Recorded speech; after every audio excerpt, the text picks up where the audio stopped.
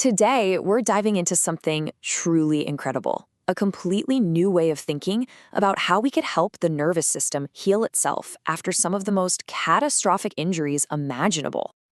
It all kicks off with this one single powerful question. What if, instead of just trying to manage the damage after a severe brain or spinal cord injury, we could actually give the body a precise biological blueprint to literally rebuild its own broken connections? So to really get why this is so important, let's start with one of the toughest conditions out there, locked-in syndrome. Now, this is not a coma. The person is 100% conscious, their mind is totally there, but they are trapped inside a body that just won't move or speak. It's a complete loss of control. And you see the same tragedy in patients with severe strokes, traumatic brain injuries, or anoxic brain injuries. They all share this awful reality where the communication lines in the nervous system have been cut. Now, you might think survival rates for LIS would be pretty low, right? But check this out. For patients who get through that initial crisis, the 10-year survival rate is a staggering 83%. People are living with this for decades. So this is not just about survival anymore. It's about a desperate, urgent need for therapies that can actually restore function and give people their lives back. Okay, so the first big idea was honestly a bit wild.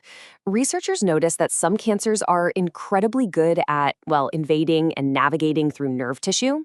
So this idea was born: what if we could somehow copy cancer's playbook? Could we harness those powerful, destructive mechanisms for something good, like healing? But as this table shows you pretty clearly, that idea was a total non-starter. The very things that make cancer so invasive are what makes it cancer, uncontrolled growth.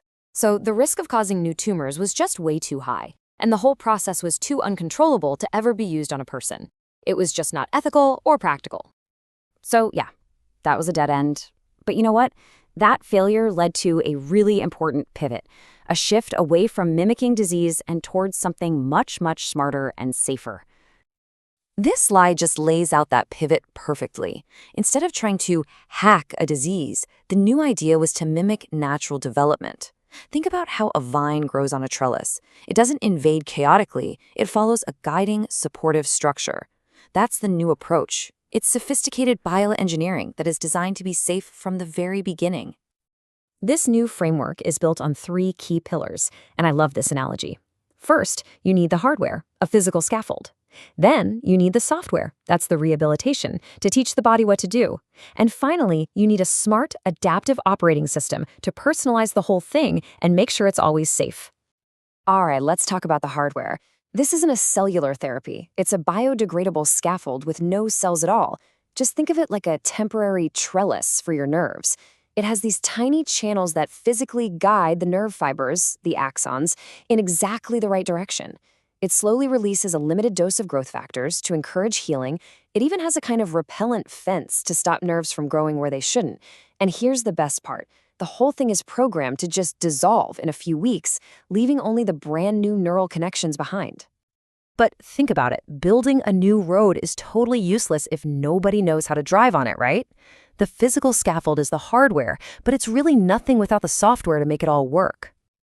And that software is intensive, targeted neurorehabilitation. We're talking about high repetition training, but with a turbo boost from something called TDCS. It's a non-invasive brain stimulation that uses a super weak electrical current to make the brain more active.